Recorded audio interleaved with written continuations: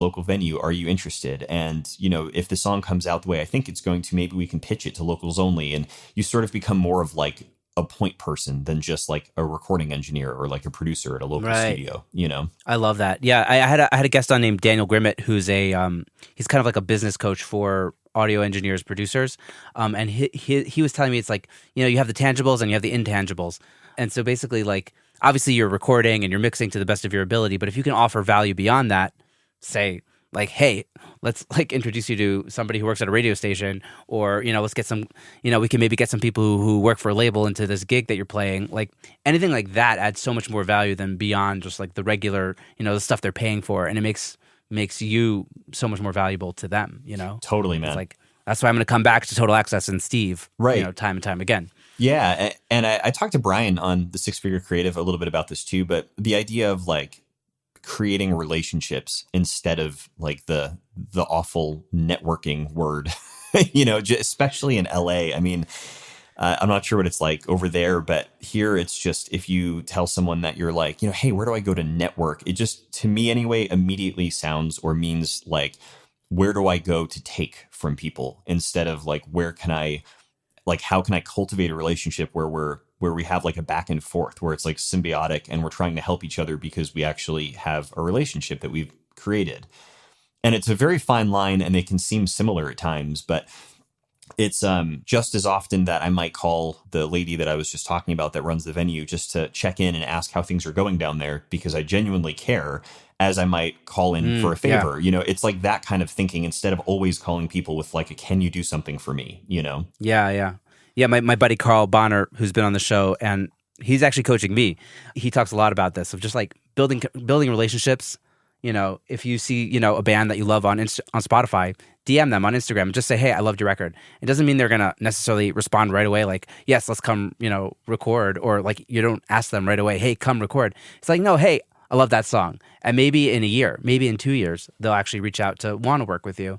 And so it's about like, the relationship. It's not about networking. It's about totally. Yeah, you're right, man. And being able to like that real human connection. Exactly. I mean, and that's what this podcast has done for me, by the way. It's like, because I interview so many people, it's like, oh, I have like relationships with people all over the industry. I'm not just like, bound by whoever I knew originally, but they're real relationships. I'm not like trying to get anything out of anybody other than an episode. You know what I mean? Yeah, totally. But I get to actually get to schmooze with people about real stuff. And like, who knows what happens from that? You know what I mean? Exactly. There's nothing, it's all long-term and just we'll see, Yeah. But like you were talking about I love the idea of there being like the tangibles and the intangibles, because so much of the music business, like if we all knew like how to get from here to there and it was like a formula, like we would be rich. Like we would all just be like, we would just tell a band like, great, you have a good song. This is the formula for everything to work in your favor, but it just doesn't work that way. And so much of this is all like building blocks and intangible things and subconscious things that we can't really quantify, like from just being out there and playing shows and then having a social media presence and building relationships, and all these things start working together. Perhaps like the one person that loved your show that one time is going to see a post that reminds them that they just met someone that could, it's just this like wacky world. So of like connecting dots. You never know which thing is going to do the big thing. Exactly. Yeah. And so you plant all these seeds. Right. And cultivate them. And you be a genuine person while you're doing it. Exactly. Hopefully things pan out. But if you put out a lot of good into the world, the good eventually comes back. It's so true. That's what I've been seeing. And just like on a very long-term basis of years, not exactly. It doesn't happen overnight. Not months, even years. Right. Yeah, man. So tell us a little bit about, what's happened with Total Access since you've joined the team with Wyn. And, I know that you talked a little bit about this on the Six Figure Creative, but I think it's also super interesting for my audience, how you've kind of revamped it and made it a little bit more, cutting edge, modern. Yeah. I mean, Wyn did so many things right with the studio, and it was also a different time when he was doing it, like in his sort of the heyday of making records, like in the mid 80s into the 90s. I mean, it was busy, like, day in, day out. There was a secretary there. I mean, it was like there was no like online presence. It was just word of mouth, labels constantly feeding bands because you had a hit record, and it just continued. These days, so different. I mean, it really is right now a world where so much of business comes from like online presence and having like, I mean, it sounds crazy, but I remember when I first met Wyn that there was like a coming soon thing on the website that was like, it was like Yeah. this multicolored thing that would just like buzz on the screen. And I was like, oh no, like that's so even just like little steps, like fixing that. And again, our website's not by any stretch amazing, soon to be facelifted yet again, but at least there are pictures. You can see like bio of us, like some of the artists we've worked with. There's a little bit of info on the gear we have. There's a contact submission that's really clear and easy for people to use. And so a lot of work that started coming in, particularly local, was from our contact submission form. Like every day I get one or two or sometimes even three submissions that come through. And they don't all, it's not like some crazy rate of return where like every single one means business, but it's enough. I feel like having that online presence is enough where people just start remembering that you're there or knowing that you're there. Because I've had people in some cases that live right down the street that were like, we had no idea there was a legendary studio right there. You know, we've lived here our whole lives. So I think that the website, having a Yelp page, like just doing like a social media presence, like all of those little things were one step. Yeah. And then, and this was pre-COVID, of course, we did like a 40th anniversary party where we invited like all of our legacy artists we've worked with and some of the local bands we're working with and just the community to like come and see the like newly revamped space because we did some like upgrades. And it was awesome. Like that was just such a good like community outreach thing. We wound up having a local paper that covered it and that also helped. And again, it's like the whole building blocks thing that we're talking about. And the more I found that I was working with like local artists and figuring out a way for it to make sense for them to come in financially, because there was, you know, the other thing I talked to Brian about is that like a lot of local bands that do know of us have this in their head that they're like, man, we're never going to be able to afford Total Access. So let's not even like, that's just out of the equation. So let's go to someone's home studio or so. What I tried to do is figure out a way to allow them to come in and work here and get the same commercially competitive result that we've been doing for the last 4 decades without it like destroying their pocket, you know? Yeah. And that turns into more work very quickly. If you do a great job with one local band and they get any sort of attention, or even if it's just something that people hear and they're like, wow, that's the best you guys have ever done. Where did you do that? That starts feeding the machine. Right, that word of mouth thing. You got to get it started, but then once Exactly. it gets started, it's hard to stop it. If Right. you're doing good work and you're upholding those things. Yeah, that's amazing. So tell me a little bit about your role in Total Access, because you're the co-owner. Are you like the sole engineer? Do you have other engineers on staff? Like, what does your day-to-day look like there? Yeah, so at this point, Wyn is still involved, but much less than before. So I'd say that he actually just recently built a home in Northern California, about 10 hours north of here.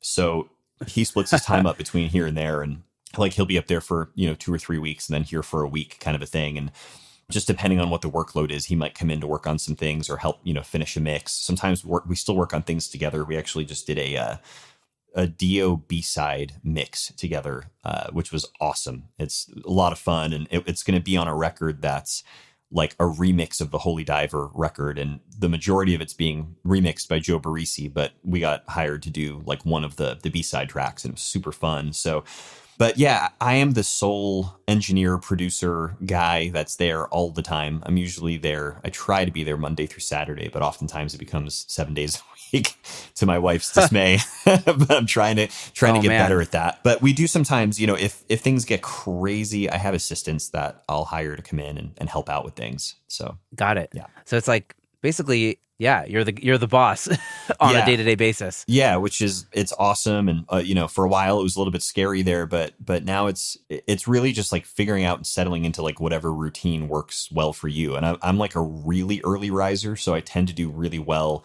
trying to front load my day, which is, I think, unique to a lot of other people in this business where they like show up at 12 or 1 in the afternoon, but I'm up at like 5:36 every day. And I'm like, all right, like, let's go. Damn, that's amazing. How long are your days actually? Like if you're working 7 days a week, like 12-hour days? Yeah, I usually try to get in, like I'll wake up and try to get a workout in and, have some time like at the house just to do little things. But I usually get in like around 9:30. And then I'll spend a couple hours like editing or sending emails or doing whatever stuff I have to do before the daily session, which usually starts at noon again, because that's when most musicians wake up, you know. And then I plan on like a 12 to, you know, it depends what we're doing. If it's like a full tracking day, it could be an 8 or 10 hour day, but oftentimes it's just like a 4 or 5, 6 hour session. And then I'll hang around for another hour after that. So I'm usually like a 9 to 7 kind of a guy. Like a 10-hour day is about as much as I can do without the diminishing returns thing. Yeah. Oh, tell me about those diminishing returns. Yeah, man. Yeah. When you hit 30, forget about it, right? Oh, everything changes. Yeah. The one beer you had last night, you feel that for a day and a half, man. That is absolutely true. I just spoke with somebody who said he's been off alcohol for a few years and he just has so much more energy. Oh, yeah. And it's just like, man, it's true. Every time I have even one beer, I'm just like lethargic the next morning. Oh, yeah. The idea of like not drinking at all is super appealing. It's just, you know, after a few days of doing that, you're like, I'll just have a beer. And then you're like right back on your, you know. So. As long as it's just one beer, it's not so bad. Exactly. I did want to ask you about working with Mixerman and Ken Scott. I loved Mixerman's books. Yeah, man. His Zen and the Art of Mixing was a game changer for me. Because I'm from the era of getting into this. I didn't go to Berkeley, and I just kind of DIY'd it because there were no studios looking for internships when I got started about a decade ago. Yep. And when I read his mixing book, it just opened up my eyes to what this is really about. Yeah. So anyway, I've actually had him on the show. Tell me a little bit about your experience with Mixerman. Yeah, Eric's awesome, man. Like he used to be in Redondo Beach, right? Yeah, so he lived right down the street, and he would come work at the studio quite often. And he's been a friend of Wyn's, you know, for decades. So I got to know Eric when I was younger and was familiar with his work, and he was sort of just like a family friend kind of a thing. And then he asked me to play guitar on, I guess he did like an audiobook version of, I think it was The Art of Mixing, or no, maybe it wasn't. Maybe it was, I always forget, which is the one where he actually has the like mock band on it. Oh, it's the Adventures of Mixerman, right? Adventures of Mixerman. Yeah. Yeah. So he was asked by the publisher to do like an audiobook of that, and they wanted to like actually go in and record just like snippets of like a fake band playing so that it sounded, you know, it could coincide with the book. So I played guitar on that and got to work with him in that capacity. And then we just became friends. Like I would play him stuff that I was working on, and right up until he moved. I think he's in Asheville now. He's just such a smart guy and so talented, but I also just love his opinions on like you said, just mixing in general. It sort of comes from a different place than I feel like a lot of times people get caught up in the like technical, and they forget that it's like the end game is not technical because you're not catering to recording engineers most of the time, you know? Yeah. So, right. Unless you're Steely Dan, right? Yeah, like, exactly. Right. Amazing. And just, you know, for the record, Ken Scott, you know, also loved his book and obviously massive fan of the Beatles. Yeah, he's also just a class act. He actually started working with Wyn at the studio in the early 80s with like the Minutemen and with so many bands that are escaping my brain at the moment. But and he's one of those guys that I think he was living out in like either Woodland Hills or Thousand Oaks, which is like an hour and 20 minutes north of where the studio is. And he would make his way all the way down here, passing all these legendary studios to come work at Total Access just because he loved the room and like loved working with Wyn. And he just creature of habit, which was awesome, you know? So it was cool also growing up like around him. I actually was in a band in my 20s where he produced a couple of songs for us, and I got to work with him in the studio. And then sort of similar to Mixerman, he was asked to do something for like a TV broadcast where it was going to be like a documentary on his life. And I think they didn't want to pay the like master license fee to use the original, you know, like Beatles and Supertramp and Elton John and David Bowie and all these like massive songs. The list goes on, yeah, right? It's just crazy. So they asked him to recreate just like pieces, do like sound-alikes of his own work. So again, I got to play guitar on that. And what was fun about it was like chasing That's really down cool.